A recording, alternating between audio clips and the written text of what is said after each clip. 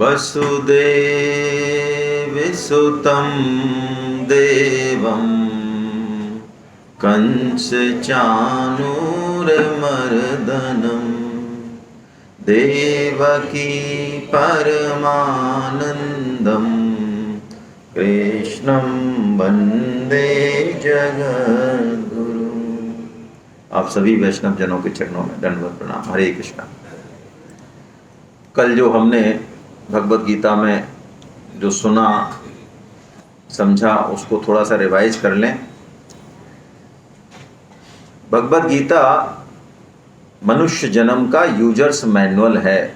इसको कैसे जीना चाहिए, इसमें क्या करना चाहिए और क्या नहीं करना चाहिए, ये अपने मन बुद्धि से निर्णय करने की बजाय हमें गीता के अनुसार उसको समझना चाहिए। तभी हम इसके मनुष्य जन्म के वास्तविक लक्ष्य को प्राप्त कर पाएंगे।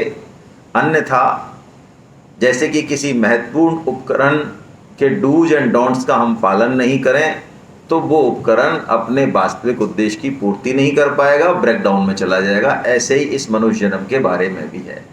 इसलिए यदि कोई मनुष्य जन्म लेके भी भगवत गीता को पढ़ने तक की भी जरूरत नहीं समझ रहा तो वो चाहे कितने भी बड़े पद पे है, कितना भी बड़ा इंटेलिजेंट है, वो बहुत बड़ी मोह में है वो। क्योंकि भगवत गीता हमारा स्वयं से स्वयं का परिचय कराती है, सबका। इसके अलावा इसको आर्थिक, सामाजिक, राजनीतिक, आध्यात्मिक जो भी लाभ आप लेना चाहें वो लाभ तो इसमें एक्स्ट्रा है ही। यदि आपको लगता है कि नहीं मुझे तो अपने संबंधों को ही सही करना है, मेरे बिहेव को ही ठीक करना है, मेरे को समझना है ये कैसे वर्क करती है सृष्टि, क्या मोशन है, जो चाहिए वो सब हमको गीता से मिलेगा। गीता समस्त प्रश्नों का उत्तर है। उन प्रश्नों का उत्तर भी है जो आज तक हम सोच भी नहीं पाए, उनका उत्तर भी गीता में है, आप विश्वास कीजिए। इसलिए हमने ये देखा चूंकि मनुष्य जन्म बहुत दुर्लभ है, अत्यंत दुर्लभ है, इसलिए गीता के सम्मुख होना बहुत सौभाग्य की बात है।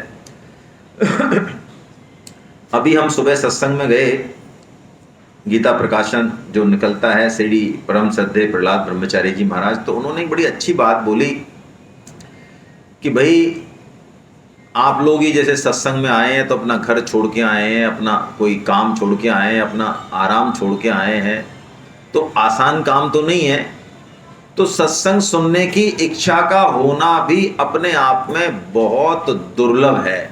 सामान्य काम तो नहीं है ये भी, ये सामान्य काम नहीं है, ये भगवान की कोई विशेष कृपा हुई है तब हमने सोचा कि चलो देखते हैं क्या है, इतना ही है बस।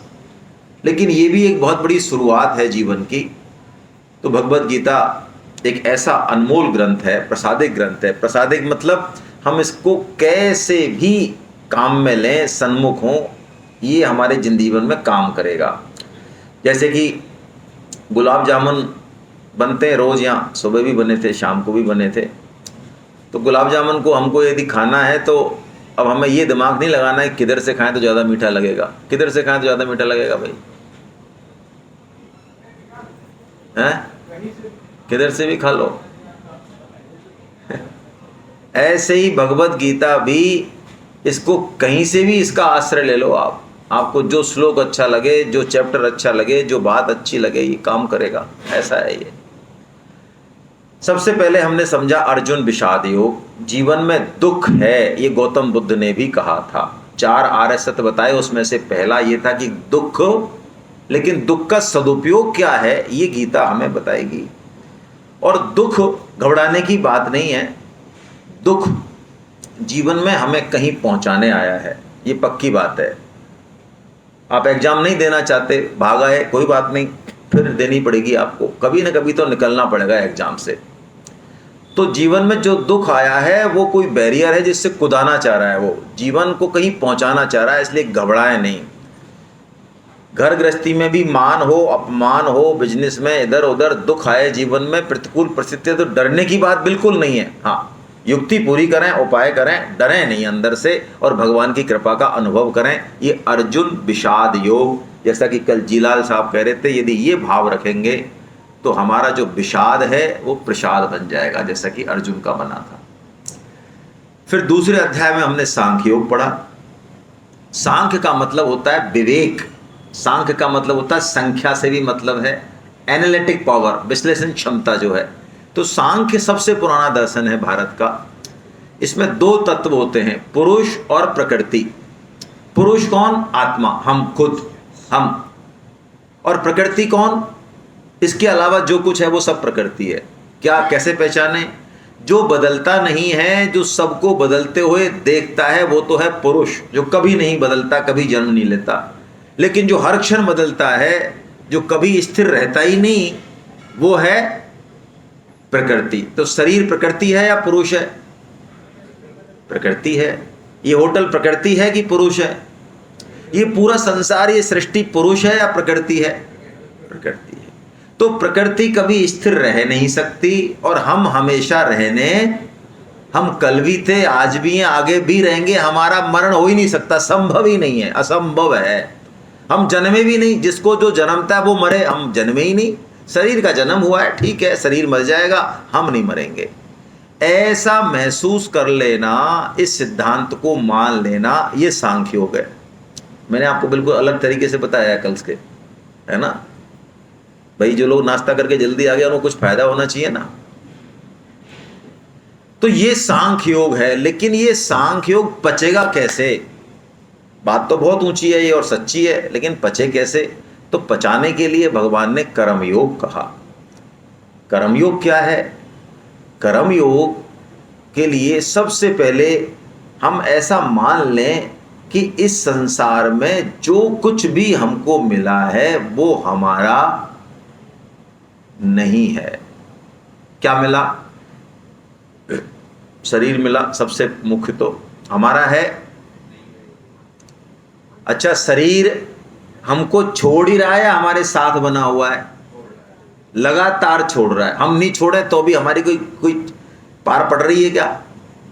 आप यदि चाहो कि आपके बाल सफेद नहीं हो, मैं आपके काले हैं इसलिए पूछ रहा हूं आपसे, इस उम्र में भी काले हैं, बड़ी धन्यवाद है आपको। अच्छा, ये देखो, इनको थोड़ा सा आप थोड़ा समझा के रखा करो, ये आपकी गड़बड़ करते हैं बीच में। तो यदि हम कहें बाल से कि भैया तू जरा सफेद मत हो ना, हमारे एक शादी है दिसंबर में यार, उसके बाद हो जाना, तो मान जाएगा क्या? है? अच्छा, शरीर का कौन सा अंग हमारी मान जाता है बताओ? हम शरीर से कहें यार तू भाई साहब बीमार मत पड़ना, हम थोड़े से बिजी हैं 2-3 महीने, मान जाता है? तो बताओ, जो हमारी बात नहीं मानता वो हमारा कैसे हुआ भैया? सोचो एक मिनट। अच्छा, शरीर छोड़ ही रहा है हमको लगातार, एक क्षण भी ऐसा नहीं कि शरीर नहीं छोड़ रहा है। ये तो हम ही हैं जो चिपक के बैठे हैं, तू हमारा है, तू। अब वो कह रहा भैया छुट्टी दे दे मेरे को, मेरे प्रण छोड़ तू यार। तो हम सबको छुट्टी दे दें। कैसे छुट्टी दे दें? दो बातों से। एक तो उसको अपना नहीं माने, और दूसरी जो इंपॉर्टेंट बात है, जिसके प्रति हमारा जो कर्तव्य है, यदि आपने वो निभा दिया, आपकी ममता हट जाएगी वहां से। पुत्र के प्रति जो हमारा कर्तव्य है, यदि हमने निष्काम भाव से कर दिया, तो आप उसको सही रास्ते पे भी ला सकते हैं। ममता से बच्चा गलत रास्ते पे जाता है। आप इसको गहराई से सोचना। ये मैंने कुछ बात कही है आपसे। आप जो ममता करते हैं हम लोग, और सोचते हैं ममता से हमारा पुत्र बिगड़ेगा, मैं कह रहा हूं ममता से पुत्र का पतन होगा। अब मैं आपसे एक चीज पूछता हूं, आप उसको पच नहीं रही होगी तो पचा देता हूं एक उदाहरण से, कि एक तो बच्चा माँ के पास पढ़े और माँ उसको खूब रोटी, दूध, मलाई, और न चींटी मर जाए तो जैसे कोई आसमान गिर गया हो, इतना लाड़ प्यार दुलार, और मूर्खताएं कर रही है। मैं लाड़ प्यार दुलार के साथ क्या बोल रहा हूं? मूर्खताएं कर रही है। तो एक तो बच्चा यहां पढ़ रहा है, 15 साल यहां रहा, और एक गुरुदेव के पास रहा, जो यदि 5 मिनट लेट उठा, 3:45 की जगह 4 उठा, तो उसको कड़ा दंड दिया जाएगा। चल तगाड़ी भर, 10 तगाड़ी डाल, ये ईंट उठा, ये काम कर। तो बच्चे का विकास वहां ज्यादा होगा या माँ के पास ज्यादा होगा? हेलो, वहां ज्यादा होगा। तो दूसरी बात यह है कि जितने भी रिश्ते हैं उन सब की हम सेवा कर दें। हमसे जो अपेक्षित है, हम पत्नी हैं तो पति हैं, तो माता हैं तो पिता हैं, तो सास है तो ससुर है, जो भी हम हैं भाई, हमसे जो अपेक्षित है सेवा कर दें, और नेकी कर और दरिया में डाल। यदि सेवा करके, उपकार करके डायरी में नोट करना चालू रखा आपने, तो खुद के लिए आफत बुला रहे हो आप। लोग 30-30, 40-40, 50-50 साल की डायरियों को अपनी जेब में रख के घूमते हैं, और कोई कहे छोड़ दो, मरे नहीं छोड़े। चश्मा भूल जाएंगे, चश्मा सुबह टेबल पर रखा था कि बाथरूम में रखा था, लेकिन 50 साल पहले किसके साथ क्या परोपकार किया वो पट्टों को याद है, वो फिगर भी याद है, कितना किया वो सब याद है। इतनी पकड़ है हमारी। तो इस पकड़ को छोड़ दें तो ये हमारा कर्मयोग हो गया। भगवान ने तीसरे अध्याय में कर्मयोग को विस्तार दिया। क्या किया? बड़ा अच्छी बात कही, अर्जुन तू यज्ञ के लिए कर्म कर तो तुझे कोई कर्म बांध नहीं सकता। अरे अर्जुन, भगवान अर्जुन से कहते हैं तो ये लाखों लोग जो तेरे सामने खड़े हैं, यदि तेरे हाथों से इनकी हत्या हो जाए तो तुझे इतना सा भी पाप नहीं लगेगा, बोलो। और हम कितना ही सतर्कता से रह ले तो भी दिन भर हम पाप करेंगे, हमें लगेंगे भी। क्या क्या गणित है इसमें? तो भगवान ने कहा गणित यही है कि तू अनासक्त भाव से कर्तव्य कर्म कर। कर्तव्य कर्म करने में यदि कोई पाप लगता भी है, होता भी है, तो वो आपके अकाउंट में जाता नहीं है। हम पंच महायज्ञ करते हैं, सब करते हैं, करने ही चाहिए। गाय को रोटी निकालते हैं, कुत्ते को रोटी देते हैं, क्यों? क्योंकि हम जो चूल्हा जलाते हैं, पानी लाते हैं, अन्न उगाते हैं, फलाना करते हैं, ढीकना करते हैं, झाड़ू लगाते हैं, इन सब में जीव हत्या होती है। इस जीव हत्या के दोष से यदि बचना है, उस जहर को नहीं खाना, अमृत को पाना है, तो यज्ञ शिष्टा स्नेह संतो मुच्यन्ते सर्व किल विषा। भगवान ने 3.12 और 13 में बड़ी जबरदस्त बात कही। अर्जुन, गीता का साधक यज्ञ शिष्य यानी अमृत का पान करता है, वो जिसका जो है गाय का, कुत्ते का, सृष्टि का, चींटी का, सबको दे देगा, अतिथि का सबको दे देगा, बड़े बूढ़ों को, बच्चों को। उसके बाद वो अमृत का पान करेगा, और वो जो अमृत पाएगा वो उसके शरीर के मानसिक आध्यात्मिक पोषण करेगा। दाग बादामों से नहीं होता पोषण। हेलो, यदि ऐसा होता तो हेल्थ और स्वास्थ्य जो है वो करोड़पतियों के घर पे बंधा रहता। ऐसा नहीं है भाई, सिस्टम कुछ और है। बंद कर लो ना मोबाइल भाई, कौन है? तो यज्ञ शिष्टा, यज्ञ हम करें यानी हमारा जीवन यज्ञ हो जाए। यज्ञ का मतलब हमारा कर्तव्य पालन, हमारी सेवा, हमारा देने का भाव, लेने का नहीं, देने का भाव। देने का भाव बहुत उच्च है। और भगवान ने एक बड़ी बात कही तीसरे अध्याय में, यद्यदाचरति श्रेष्ठो तत्देवे तरोजना सयत प्रमाणम कुरुते लोकस्तदनुवर्तते। 3.21 कहा भगवान ने। क्या प्यारा श्लोक है। अर्जुन, जो तू करेगा वही तेरे फॉलोअर करेंगे। जो तू करेगा उसी को ही तेरे फॉलोअर, जो तुझे आदर्श मानते हैं, वो उसको प्रमाण मान के वैसा वैसा करेंगे। जैसे बच्चे प्राय माँ बाप को प्रमाण मानते हैं, तो बच्चे क्या करेंगे? जैसा माँ बाप करेंगे। कहने की बात नहीं आ रही है। तो इसमें एक बहुत बड़ा मैसेज है, हमको उपदेश कैसे देना चाहिए। यदि देने की अथॉरिटी है तो सबको तो देना ही नहीं चाहिए। जहां अथॉरिटी है वहां उपदेश कैसे देना चाहिए? अपने आचरण से देना चाहिए, न कि हम लोग क्या करते हैं, बच्चे जो आप करते हो वो ग्रहण करते हैं। आप कहते हो भगवान में लग, कीर्तन कर, गीता पढ़, अच्छा नागरिक बन, तो वो चेक करता है कि क्या आप हो ऐसे। मैं कहता हूं उपदेश बंद कर दें, आचरण में ले आए, गीता को जीवन में ले आए, बिना कहे आपका मैसेज पास हो जाएगा। यदि हम भगवत गीता के सन्मुख होते हैं तो वो 50 काम जो हम कभी नहीं कर पाते वो अपने आप होंगे। बच्चों में संस्कार डालना, शांति, घर में सुख शांति, बहुत सारी चीजें अपने आप होंगी, अपने आप होंगी। आपके संबंधों में जो जहर घुला हुआ है वो भी रस से आप्लावित हो जाएंगे, जो पिछले 30-40 साल में हमने देखा नहीं होगा। ये चीज मिल जाएगी हमको गिफ्ट में, बोनस मिल जाएगा, क्या चाहिए तो। और ये कर्म योग है।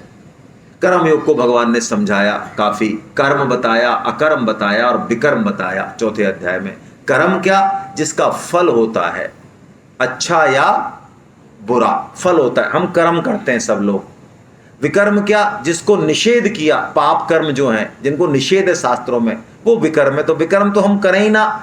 कर्म हम अभी कर रहे हैं तो कर्मों को भी हमको कहां ले जाना है? अकर्म पे ले जाना है। अकर्म क्या है? कर्म तो हो रहा है लेकिन फल नहीं मिल रहा। क्यों नहीं मिल रहा? करता नहीं है कोई, बंधनकारी नहीं है। फल तो मिल रहा है, बंधनकारी नहीं है। तो हमको ये कर्म योग जो है इसको हम अकर्म योग भी कह सकते हैं। अकर्म योग फिर अर्जुन ने 5वें अध्याय में प्रश्न पूछा, प्रभु ये मुझे कंफ्यूज क्यों कर रहे हो आप बार बार, कभी कर्मयोग की बड़ाई करते हो, कभी ज्ञान योग की बड़ाई करते हो, तो मेरे को एक बात बताओ ना कौन सा ठीक है। तो भगवान ने कहा, तेरे लिए कर्म योग श्रेष्ठ है तुझे। तो हम सबके लिए भगवान ने कह दिया कि कर्म योग श्रेष्ठ है। क्यों श्रेष्ठ है? क्योंकि हम में स्पष्ट विवेक और तीव्र वैराग्य नहीं। यदि किसी में हो तो वो ज्ञान योग से जाए, कोई समस्या नहीं है, ठीक है। फिर भगवान ने ध्यान योग कहा, और ध्यान योग में भगवान ने एक बात कही जो हमने कल कवर नहीं की थी, आज ले लेते हैं। भगवान ने ये कहा 6.5, एक बड़ा अच्छा श्लोक है, उद्धरेत आत्मनात्मानम नात्मानम अवसादयेत आत्मे भी आत्मनो बंधु आत्मे विपुरात्मना। बड़ा प्यारा श्लोक है। भगवान कहते हैं तू खुद ही खुद का मित्र है और खुद ही खुद का, ये लिखने लायक श्लोक है। यदि हम अपनी असफलता का श्रेय अब तक समाज को, परिवार को, पड़ोसी को देते आए हैं, संबंधों को, तो हमसे बड़ा मूर्ख कोई नहीं है। भगवान बहुत स्पष्ट कह रहे हैं तू खुद ही खुद का उद्धार कर सकता है और खुद ही खुद का पतन कर सकता है। पतन यदि हो रहा है हमारा तो इसमें कोई कारण नहीं, वो दिख रहे हैं कारण, हमको लग रहा है कारण है, ये नहीं है कारण, कारण हम हैं पहले। यदि हम अपना उद्धार करना चाहें तो संपूर्ण गुरु, शास्त्र, भगवान, प्रकृति सब हमारी सहायता करने को तैयार बैठे हैं, तैयार बैठे ही एक कदम जरा आगे तो बढ़ाएं, ये भगवान ने कहा। और ऐसा कह के भगवान ने ध्यान योग बताया, जिसके बारे में हमने चर्चा की। ध्यान योग में भगवान ने कोई आसन नहीं बताया, सुख आसन में बैठें, लेकिन सिर, रीढ़ की हड्डी और ये नीचे कमर, ग्रीवा और कमर, ये इसको सीधा रखें, बस ऐसा आसन हो, ये भगवान ने बताया। और भगवान ने फिर ध्यान योग का वर्णन किया। लेकिन जो स्वामी जी ने कहा है उसको हम थोड़ा समझें। ध्यान योग में जो पैथी है, आँख कान नाक पिचकाने वाली, या ठीक है वो करें, अच्छा लगे, अच्छी है, वो भी खराब नहीं है, अच्छी है। लेकिन गीता में मन की स्थिरता को ज्यादा महत्व नहीं दिया गया। क्यों नहीं दिया गया? क्योंकि मन का काम है भागना इधर उधर। तो गीता में मन की बजाय बुद्धि की स्थिरता को महत्व दिया। क्यों? क्योंकि बुद्धि यदि स्थिर हो गई तो मन अपने आप वहां पे लग जाएगा। पतंजलि योग में और गीता के योग में एक बेसिक फर्क है। ये अष्टांग योग जो पतंजलि महाराज का है उसमें मन पे ज्यादा काम किया है, गीता में बुद्धि पे ज्यादा काम किया है। यदि हम बुद्धि, क्योंकि बुद्धि राजा है मन की, बुद्धि को यदि हम लगा दें भगवान में, आप देखते भी हो यदि आप बुद्धि से कोई काम करने लग जाते हो तो आपको होश नहीं रहता है कि वास्तव में आसपास क्या हो रहा है, मन आपका कंट्रोल हो जाता है। अर्जुन ने प्रश्न पूछा भगवान से कि मैं ध्यान योग को बहुत कठिन मानता हूँ प्रभु। अर्जुन श्री कृष्ण ने उपाय बताया कि मन को तू अभ्यास से और वैराग्य से नियंत्रण में कर सकता है। याद आ रही है कुछ कुछ? क्या नींद आ रही है? नींद आ रही है तो कोई नींद भगाओ प्रोग्राम करूं फिर मैं। तो बताओ फिर अभ्यास का मतलब क्या है? हमने क्या समझा? अभ्यास से मतलब क्या है? किसी भी कार्य को, जैसे चोरी को बार बार करना, निंदा बार बार करना बैठ के, नींद भी लेना बार बार। क्या मतलब अभ्यास का भाई? कल इतनी लंबी चर्चा हुई, आप क्या करते हो? सबको बेचा क्या बाजार में? इसलिए हम लोग नॉन रेजिडेंशियल सेमिनार को कम प्रीफर करते हैं, हम लोग रेजिडेंशियल सेमिनार को प्रीफर करते हैं। आप यदि हो सके तो मेरा आपके चरणों में निवेदन है कि रेजिडेंशियल सेमिनार कीजिए, और वो भी अपनी सिटी से बाहर कीजिए। शरीर को तो ले ही जाइए, है ना, तो पीछे पीछे मन भी आएगा। तो रेजिडेंशियल सेमिनार में क्या होता है, आपका शरीर भी सेमिनार के बाद वहीं रहता है। 100-150 साधक होते हैं, आप गीता ही खाते हैं, गीता ही पीते हैं, गीता ही सुनते हैं, गीता ही सोते हैं, गीता ही चर्चा करते हैं, तो अगले दिन फ्रेश आ जाते हैं आप। वरना तो क्या करते हैं कि वो व्हाट्सअप बीर और मोबाइल और कई अल पल पों चिल्ल पों, वो सब जाने के बाद सुबह बिल्कुल खाली हाथ आते हैं। रेजिडेंशियल कीजिए। चलिए, नहीं करने से ये बहुत अच्छा है, कोई दिक्कत नहीं है इसमें भी। तो अभ्यास पे हमने विस्तृत चर्चा की थी, मैं इसलिए ऐसा कह रहा हूँ, फिर भी आप नहीं बता पा रहे हैं। अभ्यास के मायने क्या कलयुग में? भगवान नाम जप, है ना, बार बार भगवान नाम जप करें। हरे राम राम राम हरे हरे, हरे कृष्ण कृष्ण कृष्ण हरे हरे, हरे राम राम राम हरे हरे, हरे कृष्ण। आप करके तो देखो भाई। माताएं बहनें खाना बना रही हैं तो करके तो देखो, झाड़ू लगा रही हैं करके तो देखो, अकेले बैठे करके तो देखो, बस में बैठे, ऑफिस में बैठे, खाली टाइम मिलता ही होगा, करके तो देखो। जीवन में परिवर्तन 1 महीने में आए तो मानना, नहीं मत मानना। वो परिवर्तन जो 20 साल योग साधना से नहीं आया वो 1 महीने में आ जाए तो मानना। ये अभ्यास कलयुग का, कलयुग केवल नाम आधारा, सुमिर सुमिर नर। हरे नाम केवलम कलो नास्त्यव नास्त्यव नास्त्यव गतिरन्यथा। नारद जी का वचन है ये। कलयुग में हरि नाम के अलावा कोई और उपाय है ही नहीं। बाकी उपायों पे हम चर्चा करते हैं, वास्तव में है नहीं है उपाय, हम लायक नहीं है उनके। तो ये अभ्यास और वैराग्य की बात हमने कर ली।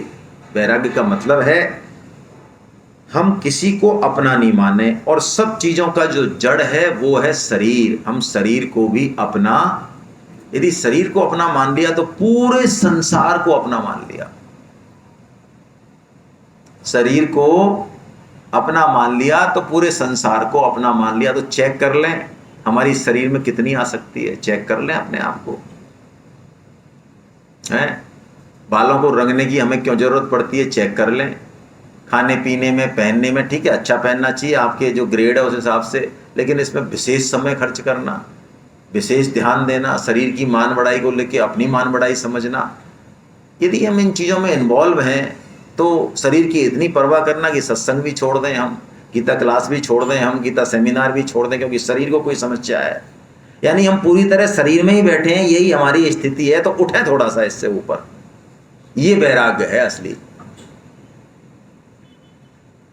फिर भगवान ने भक्ति षटक की बात की, क्योंकि भगवान ने कहा तपस्वी, कर्मी और योगी। तपस्वी, कर्मी और ज्ञानी, इन तीनों से योगी श्रेष्ठ है। और योगियों से भी भगवान ने कहा जो मेरे में प्राण रख के, मेरे में मन लगा के, मद गतेन अंतरात्मना, जो श्रद्धा से मेरा भजन करता है वो मेरे मायने में बहुत श्रेष्ठ है। ऐसा